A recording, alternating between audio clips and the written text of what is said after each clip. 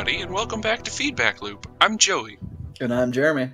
and this week we are in part 2 of my journey through the Elephant Six Collective, leading up to the ultimate end of it, where I talk about a band that I love. But until then, we talk You're about bands. hyping this up a lot. Yeah, I know, and it's because I typically try not to hype things up, but I mean, the band that's coming, I'm just gonna straight up tell you, like, probably how you feel about Paramore, I feel about this band. Okay, Like, that's a big statement. yeah. We'll see. But anyways, I didn't say what we're discussing. We're discussing this week the album "When Your Heartstrings Break" by the band Beulah. Yeah. It's running off the heels of the Apples in Stereo. This band has, I think, a pretty similar sound, honestly. But Sure. I chose them because I feel like it's a good next step. Kind of there's parts that are a little bit more lo-fi, and then I guess the big produced parts of Apples in Stereo that I hear. So there's parts that are a little bit more lo-fi, little more kind of experiments with actual like analog instruments Mm-hmm. rather than more digital instruments that Apples and Stereo had. So I felt like it was a similar musical sound, but just a little bit more in the direction that I wanted to be heading. Okay, I think that bodes well because I guess I'm gonna go and come out and say it. I like this album more than I like the Apples and Stereo album. Ooh, So I think this is a good next step. okay. We're moving in the right direction, and if we continue in this direction, maybe I'll be happy. Maybe this is kind of a sweet spot, and it's just downhill from here. But I guess we'll figure out. When did you first hear this album? This album I actually heard much later than Apples and Stereo because, like I said last week, Apples and Stereo, the first Elephant Six band that I heard of, I didn't even know they were Elephant Six. I didn't know what any of that was. I was like 14 or something. Yeah. And a few years after I had heard it, I kind of started looking into it. I just got kind of fascinated by their sound on other albums and found out, oh, Elephant Six. And this album came out in '99. Actually, Dr. Rob, as we have given him the name of, Yeah. he kind of I guess, discovered this band and adopted them into the Elephant Six Collective. Okay. And this album, I probably heard it, I'd say 4 years ago for the first time. So not super long ago, but also not super recent. Yeah, it's kind of, the Elephant Six journey has been a more recent journey, I guess, that I've gone on, really delved into, because there's some stuff on it, stuff that I'm not going to put in here just because I know you wouldn't like it, but there's some out there stuff in it. So it was an experience that I had to really kind of get myself ready for. Okay. To listen to a lot of their other stuff. But this I felt was a good album to share with people. Yeah, and I think I'm inclined to agree. The album art for this album it's very nice. Mm-hmm. It's looks like it's hand drawn, like a landscape of a lake, and there's a mountain, a frost-capped mountain in the background. It's all shaded in gray. Oh yeah. So there's black outlines for everything, obviously, and then all of the scenery is filled with this gray color, and then what would be the sky is just blank and white, and in the sky it has, in a simple font, the name of the band and the album, which is Beulah. Beulah. When Your Heartstrings Break. Very, very lovely landscape, though. Yeah, I'd want to live there. I mean, there's a little canoe on that lake. There's a nice bridge. There's some European-looking houses. It's just like a small, a couple clusters of houses that are kind of nice. Like it's a small community, perhaps. Very cozy. It is. That's a very good descriptor for this album art, I think. And I love cozy things. That's my game right there. You're a little cozy kangaroo. Yes. And this album, it's shorter than the last one, which is, I don't know. I mean, the other one, it wasn't crazy long. It was 52 minutes, I think. But it's 24 tracks. This one's a more reasonable, more palatable 11 tracks at 34 minutes and 24 seconds. Yes, which I think is also something that it had in its favor.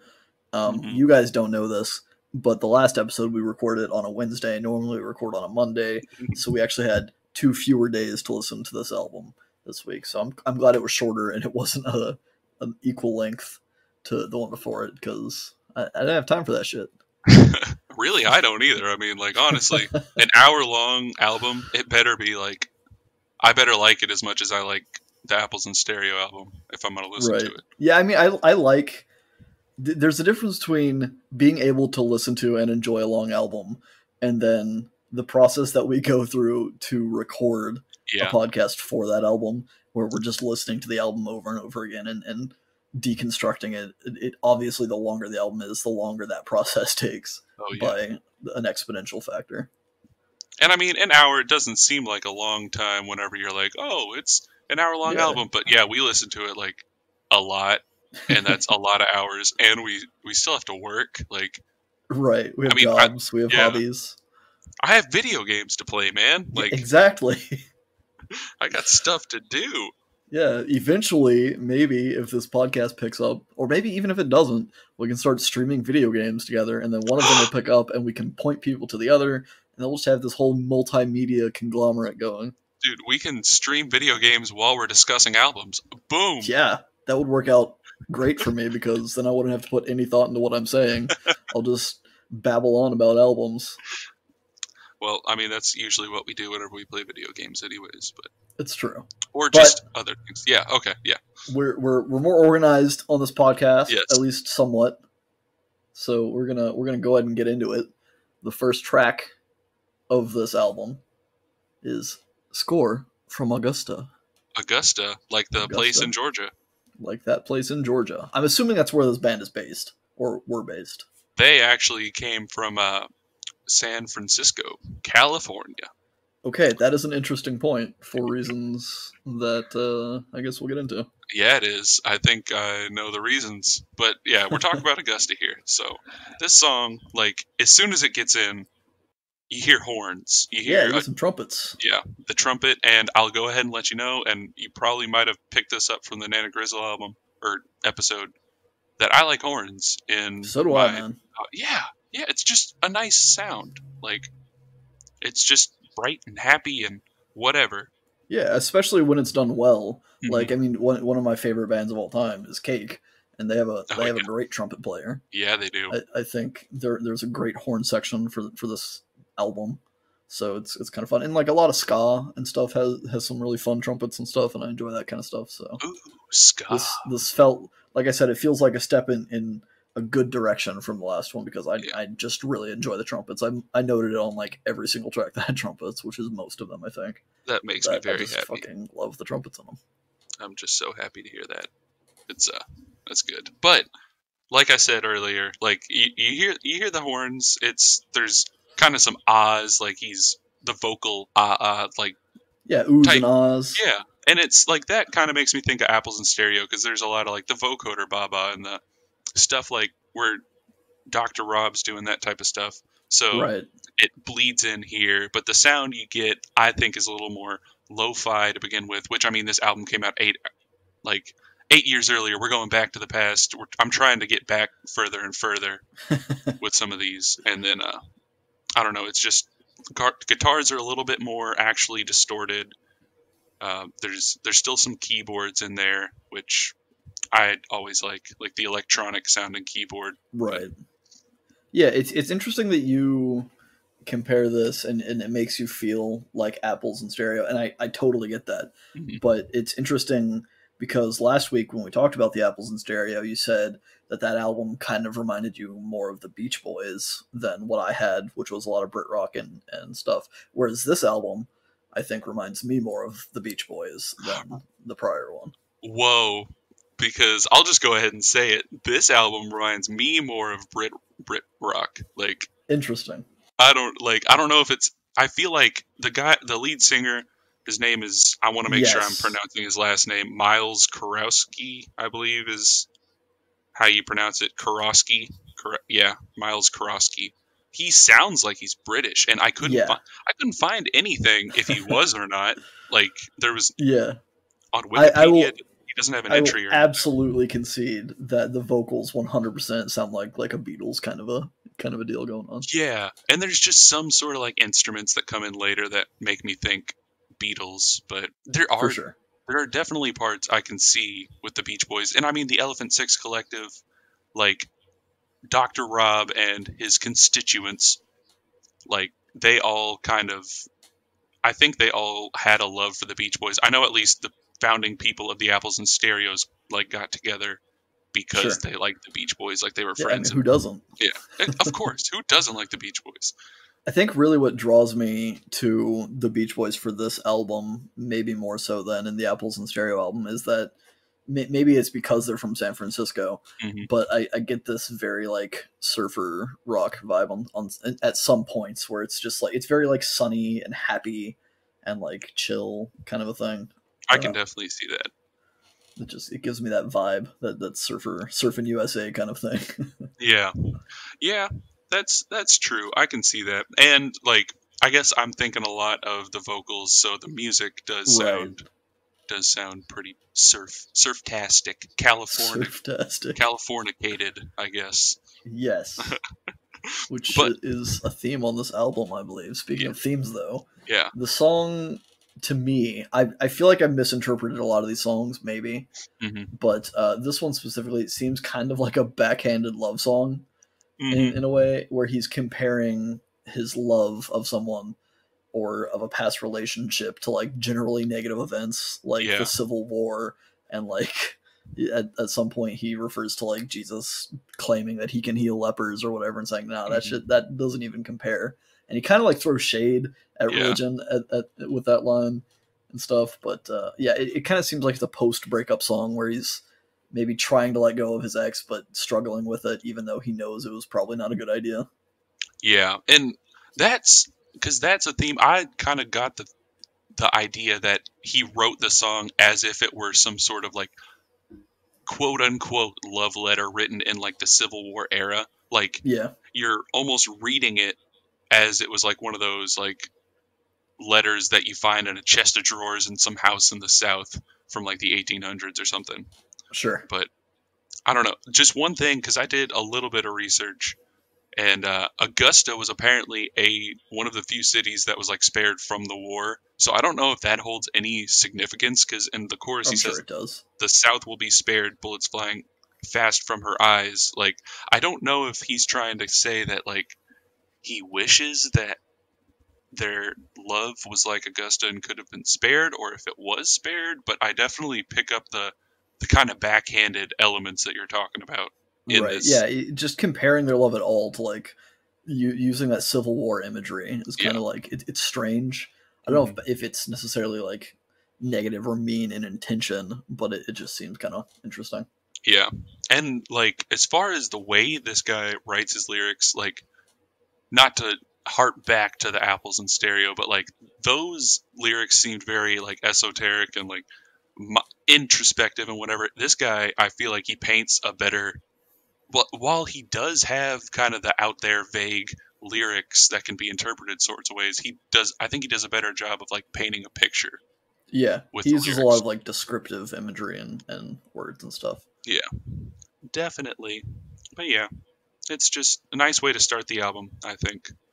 It is, and I don't have a great way to segue for the next track. Yeah, there's just heads up for all you party people out there. There might not be that many great segues because some of these songs kind of don't really work like that.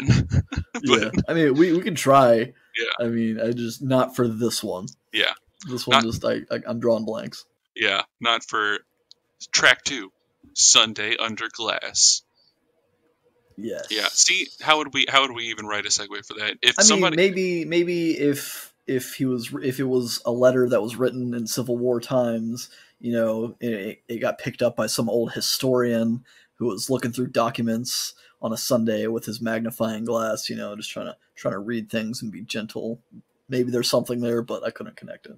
yeah, or it's in a museum and the actual paper itself is under glass. I don't know. If somebody Yeah, there has you a better segue, leave it in the comment section. go. Yeah, please do our jobs for us. And you know what? While we're at it, once we announce this next album that we're going to listen to next week, figure out a bunch of segues, put them all in the. Yes. Just give us all the segues. That way we don't have to Yeah, think of them. tweet us.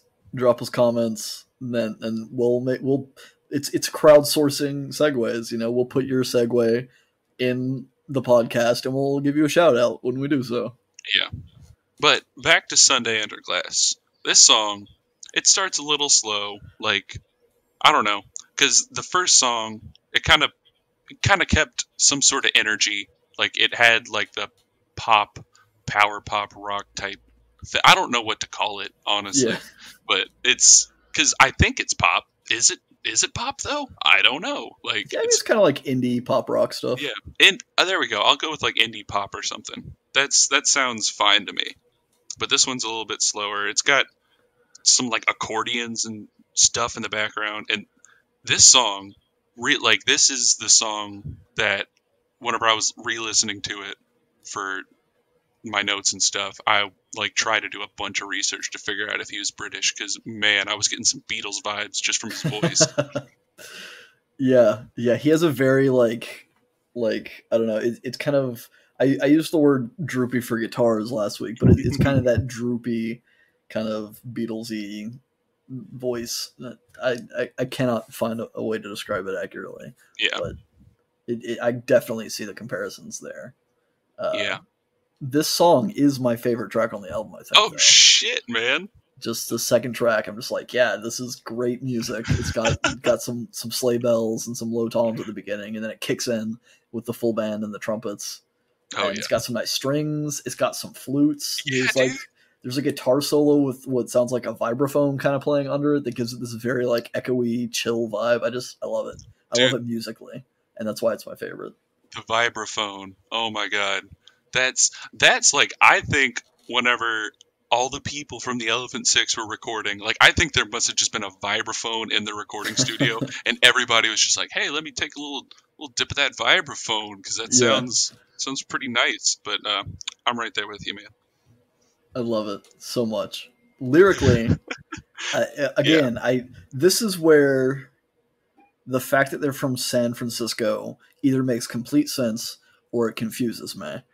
And I say that because I feel like the song is written about how shitty and fake the West Coast is, hmm, and Hollywood specifically, compared to where they are, or compared to where they aren't, I guess, if they're in San Francisco. yeah, Where it seems like the West is some adventurous and exciting place, but once you get there, it's just kind of a bunch of people pretending to live in like a perfect world kind of a yeah. deal. I mean, I think that is right on. That's what I get. Like, I even highlighted a section of lyrics, and the Wild West is a slow pan, and the sunshine is fake, and the ocean is painted on a backdrop somewhere downtown. Like, it paints it as Yeah, the Wild West, which is like, the Wild West movies. It's the Wild West was this exciting place. It's just a slow pan, like a camera moving across it, and everything's fake and it's manufactured, and just, I don't know, talking right. about how nothing is as it seems. Everybody's just putting on some sort of facade Yeah, out it's there. And very anti Hollywood and yeah, anti like celebrity, I guess. yeah, definitely. That's the vibe I got. So maybe we're right about it. Yeah, it could be. And I think that there's a lot of comparisons on this album, or a lot of metaphors and discussion, I guess, about the West in Hmm. general being like the Western US. Yeah. There's one track that's an exception that I'm kind of excited to talk about, so I'm not sure if you got the same vibe. But for the most part, a lot of this album references the West in kind of a negative way, Yeah. which I get. Yeah. Definitely. I mean, it's I don't know. It's the part about America that I feel like everybody who's not from America like thinks about, but it's, I don't know. It's not to I'm about to say something that's going to be like a call forward, but I just feel like California is the place that everybody wants to flock to, but it's like there's parts of it that seem so ugly whenever you Right. really think about it, and it's like, why would people want that and struggle through that? And I don't know.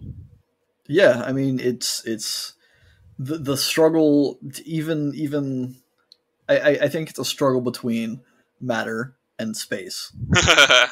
Yeah, Where there's so many people there and there's not enough space there for them, and everyone still wants it. yeah, yeah. I mean, and just like the third song, it's where it's matter versus space. So I mean, the Yeah, people are They're fighting the fighting. space. They're fighting it for sure. Track 3, Matter versus Space. It's got a really simple drum machine intro Yeah. that I like, and then it like adds in some like a guitar riff and some sound effects, and then kicks into the song. A lot of their songs do this, where they have this like intro section to the song, and then the kind of song kicks in, which I don't mind. Mhm. I think it's a kind of a cool effect that they use, and it lets them get some more doodles Yeah. in before having full Oh, yeah. songs. At this point, I really like the trumpets and the synth effects and stuff they use, and I think I'm going to say that a lot. Good, because I want to hear it a lot. I want to hear it from you specifically a lot. It's And so good. they got this like whatever that, I guess maybe that's the vibraphone, like the warbly type of sound underneath the guitars at the beginning, like Yeah. after the drum machine kind of kicks into the song, the actual song. It's kind of this weird. I was listening to it with headphones on, just really trying to pay attention, and it was like it was bouncing from ear to ear, and it was just I don't know, it was just cool. And like that's the stuff that I like about bands that kind of come out of this ilk. I don't know why I said ilk, like I'm a person who uses that word in everyday conversation, but like I mean, you do if you just did. This is yeah, an I guess everyday conversation, Joey. that's very true. But like the bands kind of like this. Some of it I don't even like vibe with musically. Like not this album, I like this album, but like other stuff kind of around the Elephant Six, I don't even like care that much for musically, but I just really like the freedom that comes with a lot of it, like where it feels like you really get the feeling that it's just like some people who got together because they like to make music and they just wanted to see what they could do, I guess. Yeah, and it's super inspiring because like it's not overly produced. It's which is kind of a staple of this kind of genre of being indie. Yeah, there's some production on this more so than like the Nana Grizzle album or whatever. But it's still like it sounds like music that anyone can make, and it sounds like they had fun making it, which kind of makes you want to do it. Yep. So definitely. like it's just like, man, I want to be doing that Yeah. kind of thing. Oh man, that feeling just so much. It makes me want to like pick up my guitar every time I hear like this type of stuff where I'm just like, yeah, oh, I want to. The dude's just strumming some chords and then putting a cool riff on it. Yeah, and it's like simple. why? There's so many things on here where you're going between like, why didn't I think of that, or I could have never thought of that. There's no way I could have thought of that. Yeah, for sure. There's a lot of like it's so creative and pure that it's fun to listen to, and you can tell that they had fun making it. And fun that's what it's all about, right? Like that's why people started making music. Yeah. I also really like there's a lot of like backing oohs and ahs throughout this album, like I mentioned. There's some more of that, which also gives me kind of the Beach Boys vibe. Yeah. But specifically in this track, there's a guitar tone that they achieve in the second half of the pre-chorus, where he says the clock strikes 12. It comes in twice, I think, in the song. It's around 59 seconds. We're gonna play a clip of it because I just love this guitar tone. Clock strikes 12. Say, don't you feel so well? Yeah. It's so like, I don't know. Maybe that's also what gives me kind of a Beach Boys vibe. But it's kind of like it's definitely a West Coast sound. Yeah. I think it's kind of surf rocky, but it's still like thick in a way. It has substance to it. I just really enjoy the guitar sound, and they swap to it just for a brief moment, and then they swap back out. So there's so many things like that, like on here that I get, not to keep gushing, but like there's so many times where I just hear a sound that's just there for a few seconds, and I'm like, oh, I gotta catch it before it slips away. Like right. And I think it's good. It was a complaint that I had on that Hella album that we discussed, where they would change the patterns and the riffs and the sounds every few seconds. The same thing's happening on this album a lot of the times, but I don't dislike it. So I think it's more of just that Hella specifically was a bit much to deal with, on top of the fact that they were switching everything so quickly. Yeah. And that Zach Hill just had no chill, apparently. Zach Hill has no chill. That's a hashtag waiting to happen. But like, so the lyrics on this song, you're talking about the surf rock vibe. The lyrics on this song go with the last song about about California. I mean, it really talks about, I guess, fakeness and manufactured lives and celebrities in general, but given kind of the setting of the last song makes me think specifically about Hollywood. And it's just talking like there's a few lines. Kids swim and they lose their color makes me think of like spray tanned children who are going for a dip in a pool somewhere, losing their spray tan, and then nose down. What are you going to do when parties fade and your makeup starts to smear? Like just people who are only living for their social lives and not, I guess, living for themselves. Yeah, so I got a more specific vibe from the lyrics in this, in that I kind of focused in on a character of sorts, Mm-hmm. in that it seemed to me that it was kind of the lyrics remind me or give me the vibes of a person that was popular in high school, and Okay. everyone has like grown up since then and realized that person didn't really have much personality or substance to them, and everyone's kind of gone on and doing their own things. And this person's just left there like, hey guys, wait, remember me? Like, I used to be cool, I used to be popular, everyone wanted to hang out with me, and like nobody's here anymore because nobody gives a shit about me because I don't have anything of value inside me, which Yeah. is a very harsh thing to say, but I mean, it kind of comes through, like, and maybe it is harsh, but like there are totally times where that just perfectly applies to people. As much as I hate to say it, like, yeah, I mean, that's a bit too extreme to say that somebody could possibly have literally no value inside of them. Everyone is valuable, but you have to kind of find a way to dig that out of yourself and make sure that other people make sure that you're presenting something, because otherwise no one's going to give a shit. Yeah. If you're just this blank slate of a character whose only characteristic is, haha, I like partying, then once people grow out of that, haha, we like partying phase, they're not going to like, they're going to have no reason to talk to you. They're going to have no reason to hang out with you. And take my word for it, I was that person. I wasn't popular by any means, but the partying thing, I did that for a little bit, and it was like, it's just such a weird feeling. All you people out there who are ex-party people, all you party people who are ex-party people out there, take it from me, it can get a little bit lonely, and just it's a weird feeling whenever you realize that all these people who you spend so much time with, like, they may like do stuff for you, have a good time, whatever, but like when the chips are down, it's weird whenever you text this guy and be like, hey, you want to hang out? And he's like, nah, I'm doing something else. And you text this guy, he's like, nah, I'm doing something else. And then you're stuck there with yourself, and you're like, oh shit, like, who? Which, I mean, I think it's both a good and a sad thing.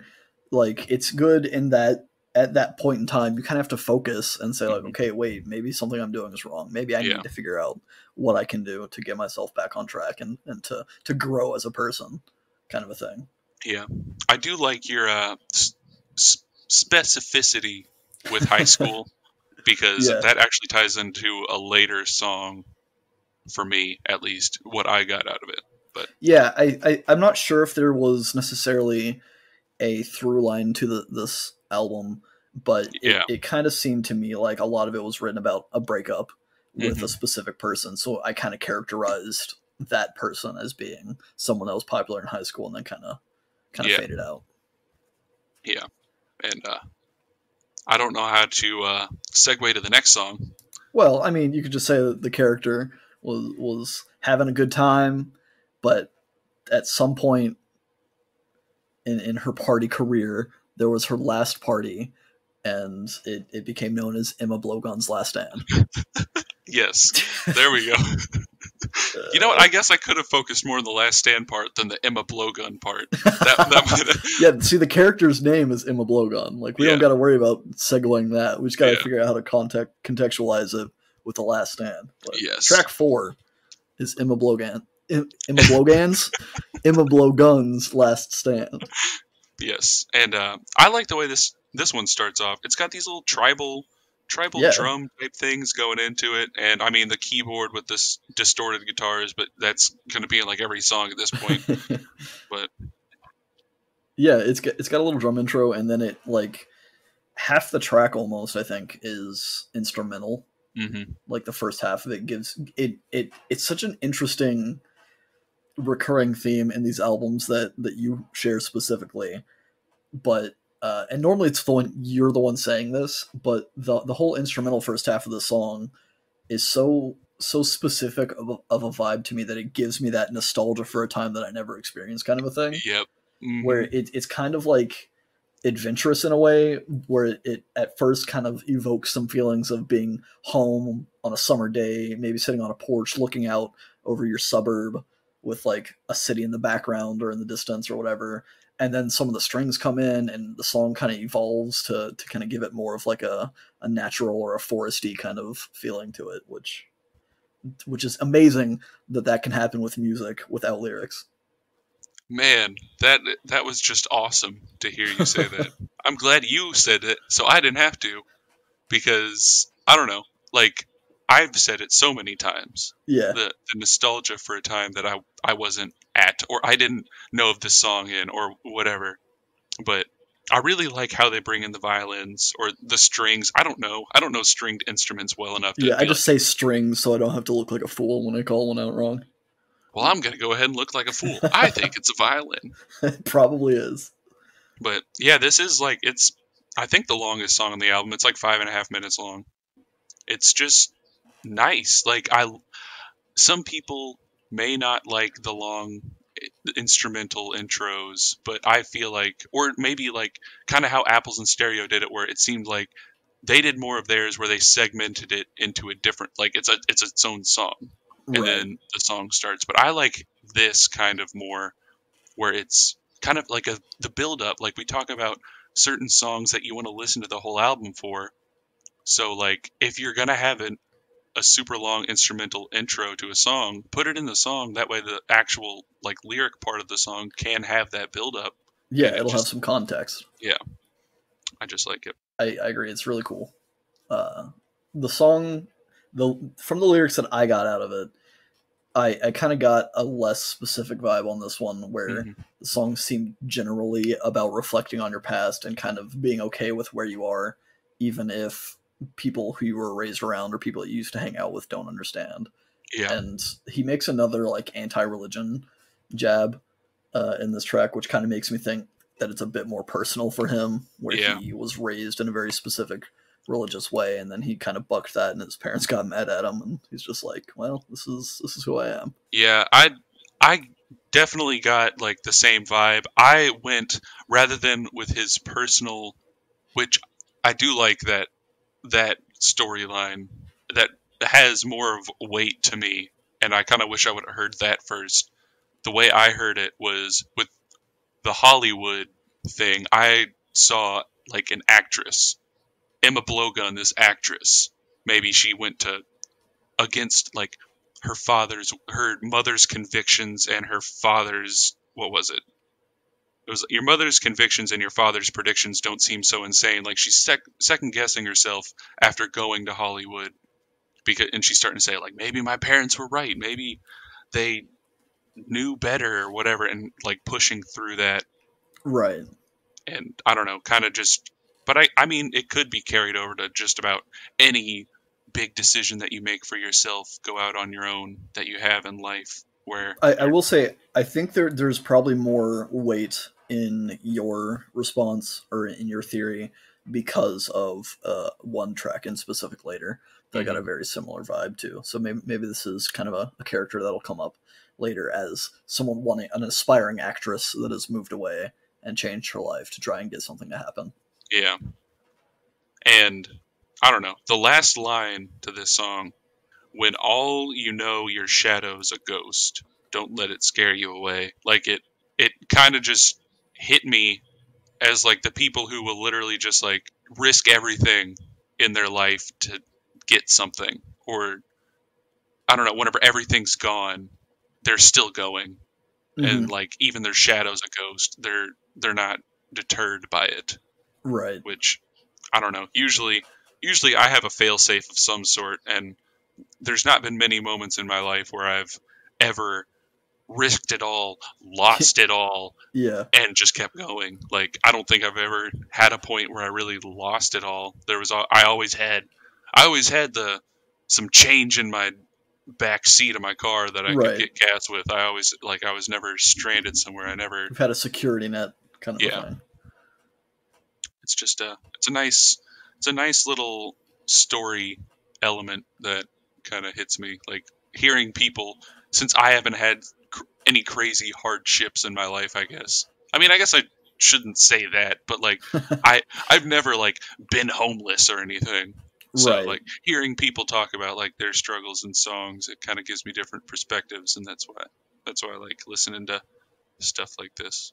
Yeah, a lot of times the search for fame and the journey to get there can be kind of trepidatious, Yeah. very wild seas out there. But sometimes the wild seas calm down Yeah. and they just kind of go. And you just got to calm, go the wild seas. Yeah, track 5, calm, go the wild seas. See, we're making some segues happen. Yeah, there we It's go. fine. We're getting it. We're getting into it. A little bit. Mainly you. I'm like over 2 so All right, far. just start thinking about the next track already. I'm gonna get into this one. So there's some flutes and some Eastern sounding guitar riffs that come in the first verse of this track. After the pre-chorus, the trumpet kind of comes in, and it's muted, like he's using some effects on it to give it kind of a wah, kind of feel like wah, kind of a deal. Yeah. And the song is so interesting to me because I mentioned it earlier that there's one song that seems to stray from the Western feel, and it's this song.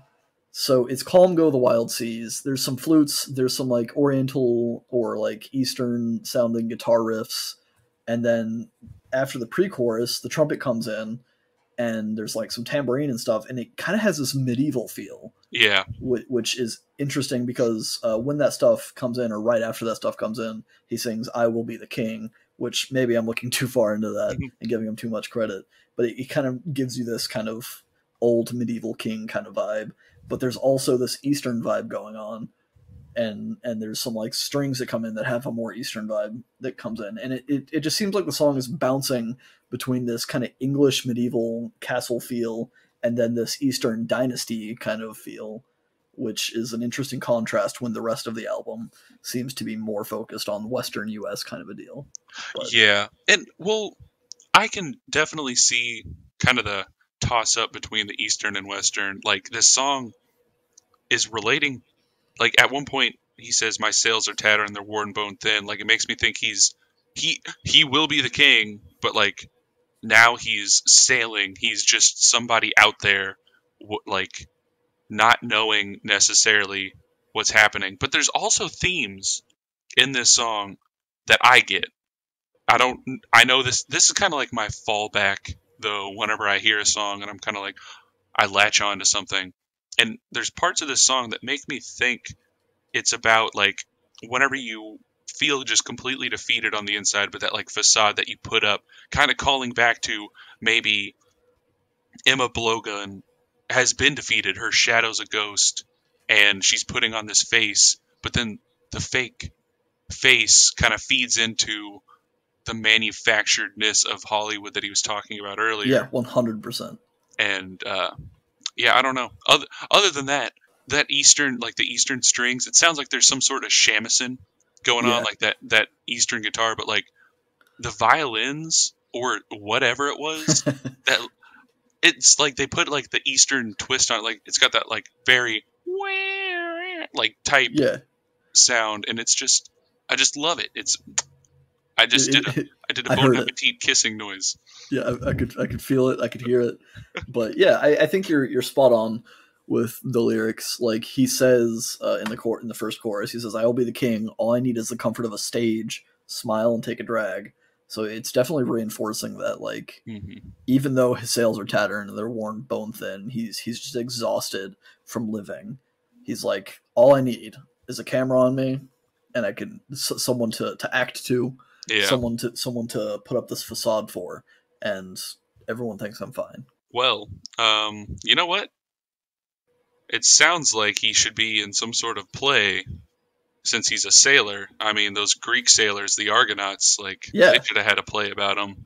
Maybe it could be he's all alone out there on the sea. It's the Ballad of the Lonely Argonaut. Like that's his play. That's a good play title. Yeah, that's a great play title. It's also a pretty good song title. Oh shit! Is that the next song? It is track number 6, actually. You gave me the hardest what I think is the you're like, just take the next one, and as soon as I looked down, I was like, of course.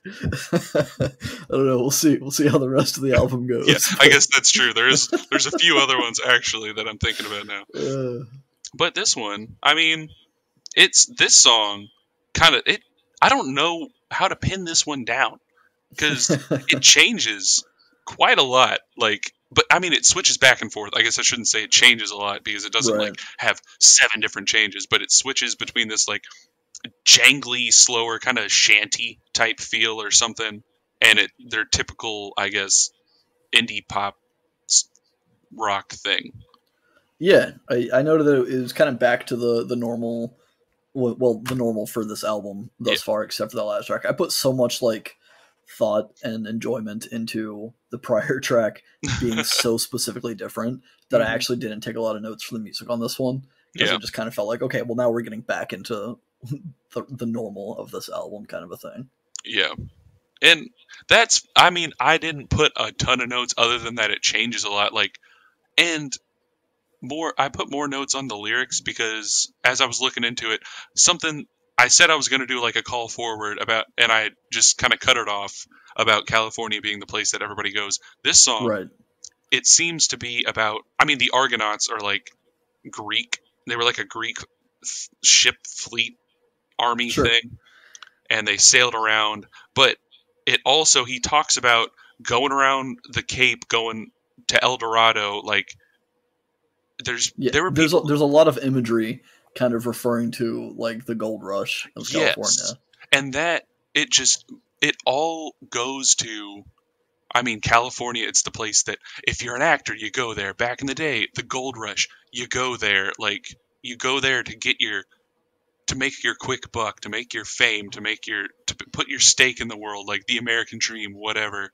And it's all so manufactured. Like, very few people ever struck it big in the gold rush. There were like a few people at the beginning, and then most of the people that ended up there afterwards like didn't make a few bucks. And most of the people that go to Hollywood they're just going to be waiters, like waiting tables or whatever, and occasionally having a part. They're not going to make it big or anything. Like, it kind of has, I don't know, it kind of, this song, as, I don't want to say that I don't like the song because I do like the song, but as kind of not impactful musically as it was, it kind of seemed like a culmination of a bunch of themes that were going throughout the album up to this point.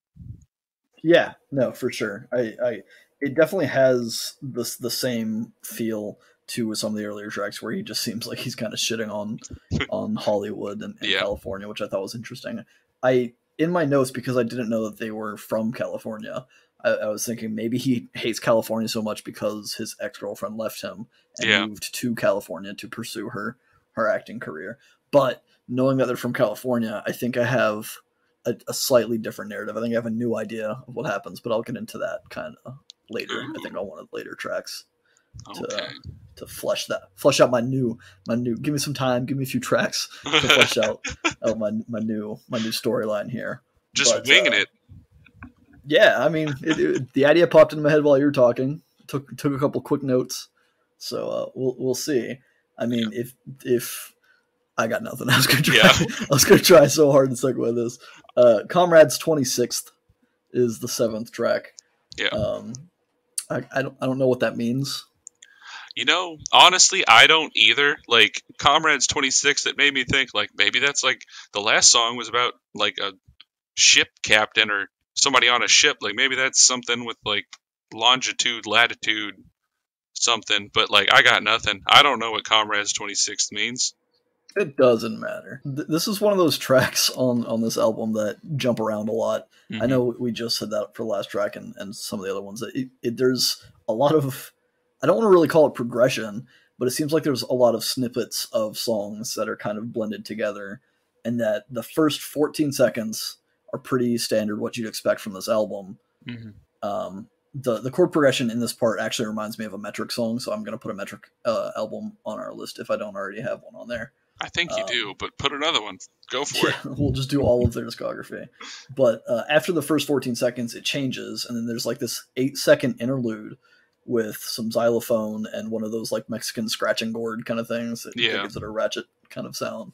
And then the next 23 seconds after that, it's just some like Middle Eastern sitars and stuff like that kind of playing through. And then the trumpets come in, and it's back to the normal stuff for the rest of the song. Mm-hmm. It's just kind of weird that it's going on this little journey musically through itself. Yeah, and like there's very few lyrics in this song, but like a few of them just, and I don't know where these come from. I don't know how they tie in, because I mean maybe the album does. I guess the album doesn't have a full through line or whatever, but the lyrics, bomb bombs away, so much safer than a loaded gun, and I won't blink because you're softer than a sharpened blade.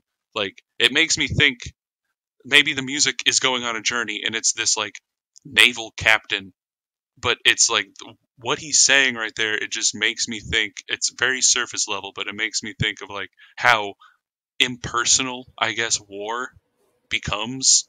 Yeah. And that could be related to the breakup that you're talking about. It's like, if he's comparing his relationship at the beginning to the Civil War, now he's saying like it's become impersonal, and you're just lobbing bombs across, which that imagery actually relates to something later in the album.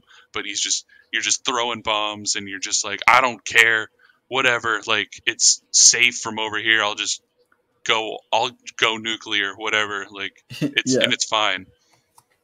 Yeah, that's pretty much what I got out of it. It seemed like, at least in my context, in my story, that it seemed like his ex was making a bunch of empty threats from a distance, whereas I had assumed that she moved to California to do that. So I was kind of saying like, well, she's miles away, she's just talking shit, and he thinks that she doesn't mean anything by it, and he's not really worried about it because she's so fucking far away, she's not going to do anything anyway. Yeah. But he also thinks that they need each other, because the following line after what you said is, and I need you and you need me, kind of thing. So maybe he's a little bit delusional, and maybe she's like just trying to get out of this relationship, and she's like talking so much shit about him, and he thinks she's just like, oh, it's just hot air, she's fine, she'll come back, she realizes that we need each other, kind of a thing. That's pretty astute observation. And speaking of hot air, you know who else is full of hot air? I sure don't, Joey. Who? Aristocrats. And they just swell up with their hot air. The aristocrats swell all the time. They do, and I think there's a term for that's used in the scientific community called the aristocratic swells. You don't say, because I mean that would go right with track number 7 on here. 8. Yeah, it is 8. You're right. I can't count. I don't know what I'm doing. Well, you're not counting right, but you are talking about the aristocratic swells. Swales. Swales. Swale. Swale. I shouldn't have done that. That was too far outside of the realm. It's fine. It's fine. But the aristocratic, we got it. Yeah, the aristocratic swells.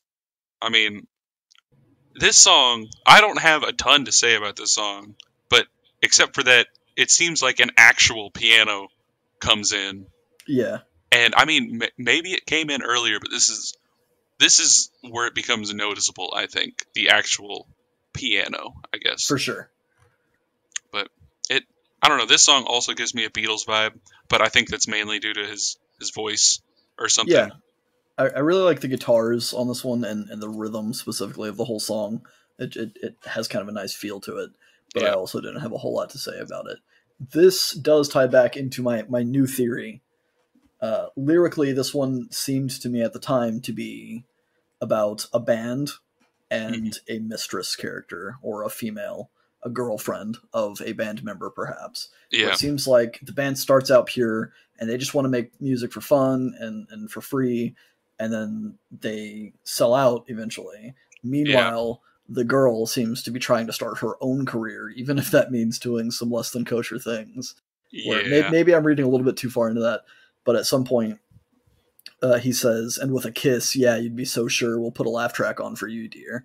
So maybe she's using his band's success to kind of kickstart her own career, even if that means she has to like whore herself out to some executive to get an audition, kind of a thing. Yeah. I actually don't think you're too far off with that, because I got kind of the same vibe, and there's something in a later song that I think ties that in pretty well. But Yeah. So I think tying in the new information of the fact that they're based in California, mhm. I think it's I don't know if this is the case. I don't know where this dude was born or where his band was formed.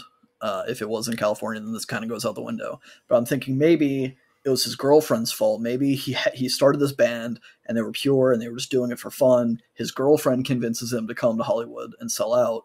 So they do, because later, again, in a later song, we'll kind of get into this. He moves to Hollywood. He sells out a little bit, and he realizes that she actually just wanted them to move to Hollywood so she had a better chance of furthering her career. They break up, and now he's like, man, fuck this place. Fuck California and all these fake-ass people. I fucking moved across the country for this woman, and she's using me. I like it. I like your theories, Even if they're not accurate, they're even if they're entertaining. not accurate. Yeah. See, that's yeah. They just bring me back to those old days, those Silverado days. Track number 9. God damn it. Silverado Days. This one's a slower track compared to a lot of the other ones on the album. It's more of a ballad kind of a deal with just some acoustic guitar and a bass and some hi-hats for a lot of the song. There's some synth effects that come in for ambience that I thought were really nice, and then the piano and the horns and the strings come in about halfway through, which give it a nice build. And then it has this trumpet solo, which is very nice and calm and relaxing. I don't know. I like the song a lot musically as well. Yeah, I do too. Like, and this song actually, like, it makes me. I'm gonna go ahead and name drop their trumpet player. Okay. His name's Bill Swan. He's Bill a Swan. good trumpet player. Like, just Has he played trumpet for other Elephant Six bands? I'm not 100% sure. I don't think he did in a major way. He might have like been featured, but I think since these bands kind of weren't there at the exact inception, they That weren't a makes sense. part of the kind of personnel swapping that went on at the beginning. But Gotcha. he is a very good trumpet player, I I agree. think. But yeah, this song, I couldn't make heads or tails of what the song was talking about, honestly. Like, Yeah. I kind of got the feeling of like somebody like idolized somebody else, but then like they got swept away with them, and it's like kind of a don't meet your idols story, but that seems wrong. Yeah, so I think I don't know if mine's more accurate, but I think mine might fit a little bit better. Mhm. There's definitely some idolizing going on, right? I got the idea that the singer's perspective, if he's talking about himself or a character or whatever, he idolized a Western actor, Okay. someone that was in film and somebody that was or somebody that had this reputation of being a cowboy. He says, bathed in rhinestones and brand new chinos. I was a kid, you were my hero, kind of a thing. Yeah. And he idolized him so much that he was wanting to grow up and be like him. He said we would duel, but our holsters were empty. I was imagining them as a kid, Hmm. kind of just playing with fake guns and stuff. But the first verse, he says, "Me and I, yeah, we're going your way. Sound the trumpets and open the gates. No angels there to greet me. They can't breathe and they won't see me." So I'm thinking maybe this person that he idolized and respected and wanted to be when he was a little kid has died, Yeah. and he's like, well, I'm gonna keep trying to do this thing in memory of my idol. Maybe he wasn't an actor. Maybe he was just some big character or whatever. But I got the vibe that he was talking about like a Western actor. That would make sense given how much of the I don't know, there seems to be a lot of like old west and imagery in here, Right. but that could just be Yeah. because they're from California, but I think there's something more there. Yeah, and this song, he also uses the metaphor of throwing words like bombs. Yeah. And that was brought up in one of the prior tracks, where it's just kind of a very impersonal, kind of inaccurate way, just kind of lobbing shit just to get it out. Yeah, I think it's like because even though we don't mean what we say, that's what it was. We throw our Right. words like bombs and hand grenades. We're Yeah. just Just tossing shit. you're just flinging shit to fling shit because you're Yeah. angry. Yeah. Well, I mean, my analysis of that song was pretty cold, but I think yours was a little warmer. Yeah, I thought you were going to go with something off of like bombs and hand grenades, making things a little bit warmer, but you know, No, I'm gonna shake it up, man. that's Shake, fine. You shake, can shake it shake. up, it'll get warmer that way too. This song, oh yeah, Warmer, track 10. This is Warmer. Who could have It's seen it? this song, like it starts off like I guess brighter than other songs. It sounds like there's like a ukulele and or a harp or something being backed up by some piano chords. It's just a Yeah, nice little after talking about throwing words like hand grenades. It's just like nice little bright harpsichord thing. yeah. Whereas as it was previously kind of aggressive, this one's a little bit warmer, Yeah. a little bit cozier. I have a Ooh. confession to make though. Uh, as I mentioned earlier, we kind of have a shortened week for this album. There were so many times that I started this album and I didn't finish. I never got, I don't want to say never.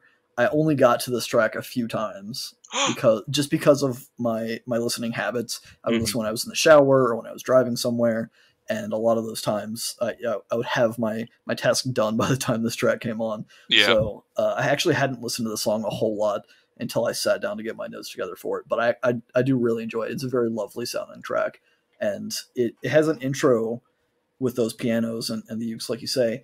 And there's something I noticed when the guitars come in just before that, you can hear like some seagulls, which Yeah. and it's a very kind of a surfy vibe to begin with.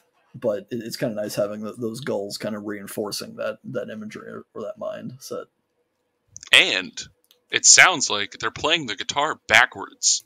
Like Yeah, see, I picked up on. I thought it was their synths, like their keys, were being like the notes were being reversed. Maybe the guitars are too. Maybe it's all just kind of like reversed samples of the notes, or they've reversed the way that the notes are produced. mhm. Which it gives it a very cool sound. Yeah. As far as like lyrically, this song, I think I had my worst analysis of a song on this one because it's just like what I came up with was so simple. But you were talking about people who were popular in high school, and like that one song, it made you think specifically of someone in high school. This song, it made me think of like a girl at a dance, and all the guys are like crushing on her, or just girls in general at a dance, and guys are like they're getting so nervous when they're walking up to her. Like when she starts to sway, the floor is blacker than the sea. Like you're going up to her and you're like you can't focus on anything else, and Right. I don't know. Yeah, It's so I had a similar, but again, more specific vibe in that I do think this is about like that high school dance kind of setting, but I feel like it was the protagonist kind of reminiscing. It's kind of like a flashback to the mhm. glory days with his girlfriend that he broke up with, where when they first met or when they first went out, it was this high school dance. Every guy wanted to be with her. Every girl wanted to be her, kind of a thing. She was just that personality, that party girl. Well, she wasn't a party girl at that time, probably, Yeah, but she was that personality. She was that person in high school that everyone was just like so in love with.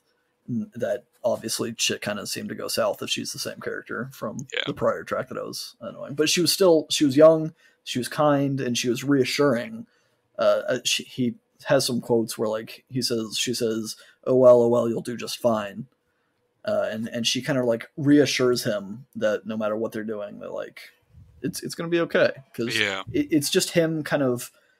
He's obviously not in a great place dealing with this relationship breakup, and now he's kind of flashing back and it's like, man, she was so sweet, she was so like kind, she was so perfect. And maybe this is the part. Technically, I didn't get to this conclusion until last track, but maybe it kind of bleeds in here as well, where I'm not sure if this girl character is an actual person mhm. or if it's a metaphor for the fame and the allure of Hollywood, where Yeah. it's just like it seemed like it was a good idea, it seemed like it was going to be great, it was going to be perfect, and then I got here and I'm start seeing the cracks, and it's nothing's actually what it looks like here. I think you might be onto something with the metaphor about the girl being the metaphor for fame, given what goes on in the next track. Yeah, But we can go ahead and hit it up. The next track, track 11, the final track on the album. If we can land a man on the moon, surely I can win your heart. it's such a nice title. It is. I really like it. It's it's kind of poetic Yeah. and it's kind of romantic, but it's still like, I don't know, it's simple. Like to me, it seems like one of those long album titles you'd get from, or song titles you'd get from like a math rock, like emo kind of band from like Yeah. the mid 2000s. Which I mean, there's a lot of elements I think that kind of bleed over. Not necessarily the sound of the music, but some of the writing styles. I think so. Maybe they're like a proto emo, but only in the lyrical content type way. Yeah, he has the heart of a poet that Yeah, bleeds black ink, yeah, kind of a deal. definitely. But musically, it starts with some jaunty trumpet and some drums and a bass line that kind of gives it this like parade, kind of this exciting hurrah kind of a deal, and then it swaps to like a more melancholy piano thing, and then it kind of settles in with some more upbeat drums and strings, which I think musically makes it a good ending track to the album. Oh yeah, It feels strong. and man, like I think it feels strong. But dude, that fucking bop of a piano solo, like right in the middle. Oh my god, it's just like some jaunty ass, like just rocking piano solo, just right in Yeah, the middle. I just love it. Oh man, it's a very good like last hurrah kind of a deal for yeah. the most part. The thing is, I hope they're not like. I hope it's a real genuine piano solo because it sounds like it's pretty genuine. But what I was saying about the meta, like you being right with the metaphor for fame, because I was kind of at a loss on this album or this song because whenever I was really like analyzing the lyrics, I was stuck on how I thought about the dance from like the dance scene from the Right. last song. But then I read some it, and I'll. It's not my full analysis. Somebody else thought of this, but they're they were thinking about this whole song because they're talking about like if you want me to fight, I'll fight, and talking about how they'll do like anything for this girl. The person said that like what you said, the girl is fame, and this is their band talking, fighting for people to like listen to them, to like them, and they'll do whatever they want for Right. people to get listens. And then because all you need is a pretty song is one of the lyrics, and like that seems kind of like a flippant, just like, oh fine, like whatever, all you need is this and we'll give it to you, we'll play this, we'll do this, we'll do this. And then whenever I heard the piano solo, I was like, I hope that's not part of the because all you need is a pretty song, so I'll do this crazy piano solo. Or if it's, I don't know. Yeah, no, for sure. Just to kind of go along with that, the whole chorus and the theme of the song. The chorus is, and if you want to sing, tell me what you want to sing, and I'll play. Yeah, I'll play. Speed it up or slow it down. If you want, we'll change our sound. We'll Hmm. play. Yeah, we'll play anything that you want. All we want from you is a word or two. So I think that makes sense. I didn't lean too hard into the idea of a metaphor at this point. I kind of came to that conclusion during this Yeah. podcast. But in my notes, I said it seems to be about a love song, about how he'd do anything for this girl, even selling out and changing his band sound. And that kind of ties back into that newer theory that maybe it's his girlfriend's fault that he's selling out, that he's come to California and is now selling out, and she's left him. He's like, look, like we just want to make it. We're already here. We came here with the intention of selling out and kind of trying to make something work. We're gonna make it work regardless. Yeah, it's I don't know. I just like this song as the ending song a whole lot.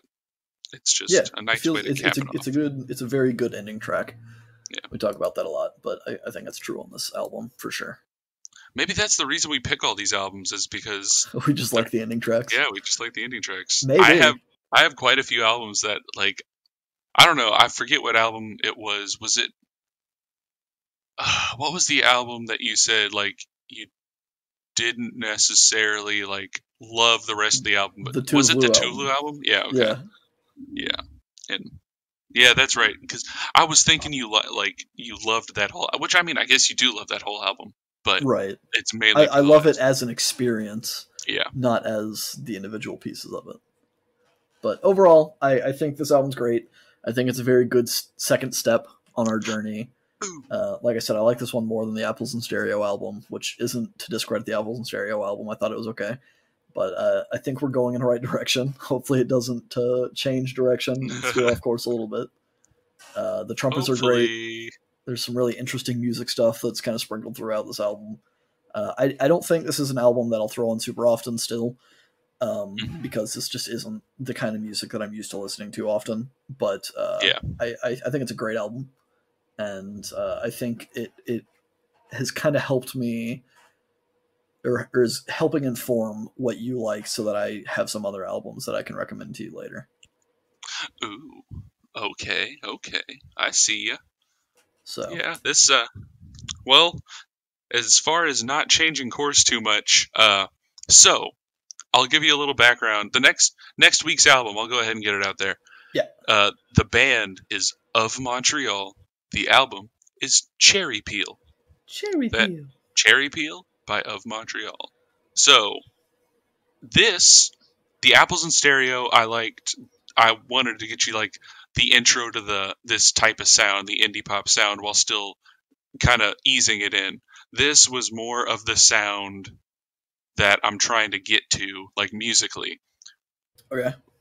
Vocally, this next album is going to be more of, not like the exact sound of the final band, but I'm trying to kind of, this was the music, this next one's going to be more of a vocal style, I guess. Yeah, it's 3/4 of the way to the end point, and I imagine your end point is going to be a huge surprise to me, or is going to be a huge something. See, maybe I shouldn't have built it up so much, but like I really do. I just absolutely love the album that we're going to listen to. Well, that's all that matters, is that you're passionate about it. You're sharing. It's just good to talk about things that people are passionate about with them, because it just, I don't know, there's some excitement there that cannot be contained. Exactly. Like, that's the thing. Like, I don't care if I absolutely hate what somebody's talking about. If they're super passionate about it, like, that gets me fucking excited about it.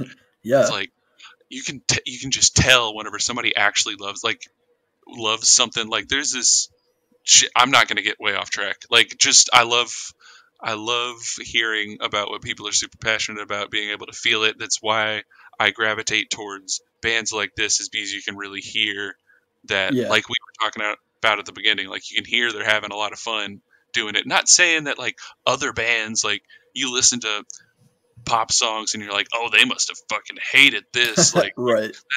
But just there's like, not as much soul that's apparent in a lot of it. Yeah. In case you people out there can't tell, like, I'm a very middle of the road person. I like making like huge sweeping statements about stuff, but then I always go back on it, because I'm like, but not really, because I know like, fucking hate them, but they're okay. Yeah. I guess that's not middle of the road. That's both sides. I just play both sides. Well, it averages out, so. Yeah. Until next week, if you guys want to find us, we're on all the social medias. We're on a lot of the podcasting platforms. So if you're trying to introduce us to people and they're like, oh, well, I don't use that, tell them to look wherever they do use, because they'll find us. Just search Feedback Loop, maybe Feedback Loop Podcast. I don't know. We're growing. Yeah. And by that, I mean as people and podcasters, and not exactly as a platform yet, but eventually, maybe. Eventually. Until we get there, though, just stay tuned and stay in our feedback loop. Bye.